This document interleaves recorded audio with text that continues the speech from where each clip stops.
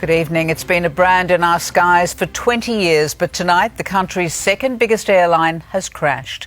Virgin Australia has collapsed into voluntary administration, taking with it 16,000 jobs. Australia's second largest airline grounded. Virgin Australia, the first big-name blue-chip company to go under. A coronavirus corporate casualty. Virgin tried everything to survive, appealing to the public's wallets. Since we came along, airfares have reduced in Australia by 37%. And their hearts. They're people that I can turn to help me get through things. But it wasn't enough to tug on the federal government's purse strings. The bailout it needed didn't come. The axe fell this afternoon. Board members gathered for crisis talks at its Brisbane HQ.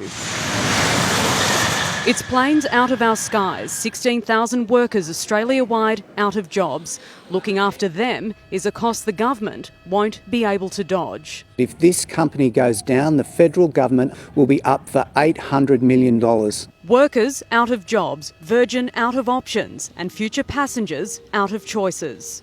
We're being warned this could spell the end of cheap airfares if we're left with only one airline, our national carrier Qantas, which would have a monopoly on the Australian aviation industry. Virgin was crushed under a $5 billion debt to creditors, and with current travel restrictions, it had next to no income. There's no word yet on what it means for those who had flight credits, those planning for a day when its planes would take to the skies again.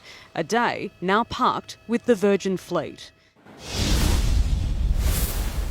The collapse of Virgin Australia is expected to have a major knock-on effect right here within WA in a post-COVID-19 world. Our regional areas are expected to be hit hard as well, without planes bringing in tourists to those regions. It's also expected to hit WA's economy hard, as well as our FIFO workforce. Right now, Virgin flies into regional areas of Western Australia like Broome, Derby, Geraldton, Kalgoorlie, Karratha, Kununurra, Newman and Port Hedland. But these routes probably won't exist in the not too distant future. We are expecting to receive more information from Virgin Australia tomorrow once these emergency meetings that are right now on wrap up tonight. Rick?